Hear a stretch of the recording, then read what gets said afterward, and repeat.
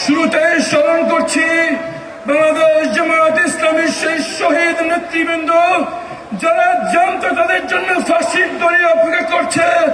সারা বিশ্বের মুসলমান রাষ্ট্র থেকে রাষ্ট্রীয় অতিথি হিসেবে আজীবন সুরক্ষা দেওয়ার অফার তাদের জন্য ছিল, কিন্তু সেই সুযোগ না নিয়ে তারা মাতৃভূমিকে বেছে নিয়েছেন, ফাঁসির দড়িকে বেছে নিয়েছেন এবং বলেছেন হয় মাতৃভূমি না হয় মৃত্যু। আমরা তাদের উত্তরসূরি যারা ভয় পেয়ে কোনোদিন মাঠ ছাড়েনি, ভয় পেয়ে কোনোদিন মাঠ ছাড়বে না ইনশাআল্লাহ। বাংলাদেশের মানুষ একটি গণজোয়ারের সৃষ্টি করেছে, সেই গণজোয়ারের অগ্নিভাবে রয়েছে আমাদের নারী বোনেরা, তারপর রয়েছে আমাদের তরুণেরা যারা জুলাই আন্দোলনে ছিল, যারা জীবনে কোনোদিন ভোট দেয়নি, এবার প্রথম ভোট দেবে, তারপর রয়েছে আমাদের শ্রমিক জনতা। কিন্তু সবার বক্তব্য একটাই, আমরা পরিবর্তন চাই। আমরা হাঁপিয়ে উঠেছি এই কালো টাকার প্রভাবে, আমরা হাঁপিয়ে উঠেছি বেশি শক্তির ব্যবহারে, আমরা হাঁপিয়ে উঠেছি দুর্বৃত্তদের রাজনৈতিক ক্ষমতা হলে। আমরা চাই চাঁদাবাজি বন্ধ হোক, আমরা চাই মাদক বন্ধ হোক, আমরা চাই এমন কিছু নেতা দেশ চালাক যাদেরকে আর যাই হোক টাকা দিয়ে কেউ কিনতে পারবে না। এই জনজোয়ার বুঝতে পেরেছে এমন কিছু লোকেরা যারা স্বপ্ন দেখছে ক্ষমতায় যে সুইজারল্যান্ড রেকর্ডে টাকা ভরবে।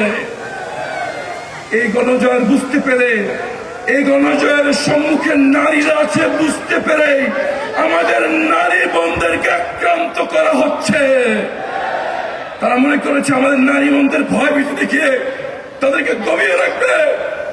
ওহে পুরুষ, তোমরা জেনে রাখো এই পরিণত তারা যারা জুলাই আন্দোলনে গুলির সামনে দাঁড়িয়েছিল, শুধু গুলির সামনে তারা নিজেরা ছিল না, তাদের কলেজের টুকরো সন্তানদেরকেও এই গুলির সামনে, গ্রেনেডের সামনে, ট্যাঙ্কের সামনে দাঁড়িয়ে থাকতে সাহস জুগিয়েছিল।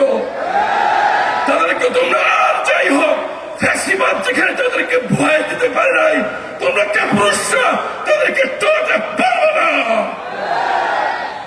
আমার বোনদেরকে গায়ে হাত তোলা হচ্ছে, আমার বোনদের নেকাবে হাত দেওয়া হচ্ছে, আমার বোনদের রক্ত ঝরানো হচ্ছে। তোমাদের শুভাকাঙ্ক্ষী হিসেবে বলছি, অবিলম্বে তওবা করো এবং নিজেদের সংশোধন করে নাও। এই বোনদের অভিশাপ যদি আল্লাহর আরশে পৌঁছে যায়, আমার আহত বোনের রক্ত শুকানোর আগেই বাংলার মানুষের বুক থেকে তোমরা মুছে যাবে ইনশাআল্লাহ। বাত ব্যথা, প্যারালাইসিস কিংবা আর্থ্রাইটিস, আধুনিক ফিজিওথেরাপি ও পুনর্বাসন চিকিৎসায় নির্ভরযোগ্য নাম ডিপিআরসি। তোমরা আমাদেরকে মানুষকে ভয় দেখাও, আমরা আমাদের বোনদের বন্দি করে রাখবো। তাকিয়ে দেখো এই সমাবেশে ভাইরা আসার অনেক আগেই আমাদের বোনরা তাদের সমাজস্থল উপচে আশেপাশের ভবনে ভরে গিয়েছে। এবং জানি না আমি কয়টা ভোট পাবো, কিন্তু আমি এটা জানি, আমি যদি 10টা ভোটও পাই তার সাক্ষী হবে আমার নারী বোনদের ভোট ইনশাআল্লাহ। এবং এই বাংলার উন্নয়নে এই নারীরাই সর্বোত্তম অগ্রণী ভূমিকা পালন করবে পুরুষদের পাশাপাশি ইনশাআল্লাহ। এবং ইনশাআল্লাহ শুধুমাত্র আমি যখন গণসংযোগ করতে গিয়েছিলাম, একজন নারী সবজি বিক্রেতা যিনি রোদে পুড়ে বৃষ্টিতে ভিজে সারাদিনে মাত্র 900 টাকা ইনকাম করেন, উনি আমার কাঁধে হাত দিয়ে বলল, বাবা আমার কাছ থেকে 100 টাকা চাঁদা নেয়, তুমি যদি নির্বাচিত হও বাবা, আমি আশা করি আমার 100 টাকা আমার কাছে থাকবে। এই বোন একটা কথা বলেছে, এই কথাটা ইলেকশন কমিশন, অন্তর্মন্ত্রী সরকার সবার শোনা উচিত। ওই বোনটি বলেছে, আর কিছু লাগবে না বাবা, খালি একটু নিশ্চিত করো আমি নিরাপদে ঘর থেকে বেরোবো, যে ভোট দিয়ে আমার ঘরে আসবো, আর যেই মার্কার সিল দিছি ওই মার্কার হিসাবটা ঠিক মতো হবে ইনশাআল্লাহ। তোমরা সারা বাংলাদেশে জয় হবে ইনশাআল্লাহ।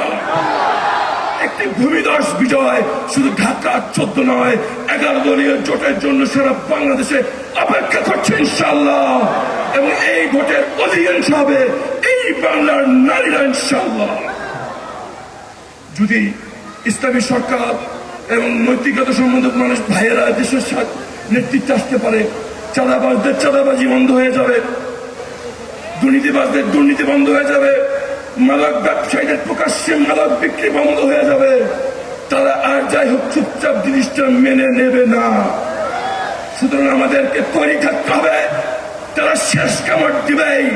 কিন্তু যত যাই করুক, ইনশাআল্লাহ বাংলাদেশের মানুষ বারবার প্রমাণ করেছে, ছাত্র জনরা ভাই বোনরা যখন মাঠে নেমে আসে, পরবর্ত সমান শক্তিও বিলীন হয়ে যায়। ইনশাআল্লাহ 12 ফেব্রুয়ারি বাংলাদেশের ছাত্র জনতা নারী সবাই মিলে একটি বিপুল ভোট বিপ্লবের জন্য অপেক্ষা করছে ইনশাআল্লাহ। সুতরাং আমরা যদি নতুন বাংলাদেশ চাই, আমরা যে বাংলাদেশ পেয়ে বড় হয়েছি, আমরা যদি স্বপ্ন দেখি আমাদের পরবর্তী বংশধর এর চাইতে সমৃদ্ধশালী, এর চাইতে শক্তিশালী, এর চাইতে ঐক্যবদ্ধ একটি বাংলাদেশ নিয়ে বড় হবে, তাহলে আমাদেরকে শুধু ভোট নয়, 12 তারিখ ভোট থেকে ভোট আমাদের জয় ঘোষণা পর্যন্ত মাঠে অবস্থান করতে হবে।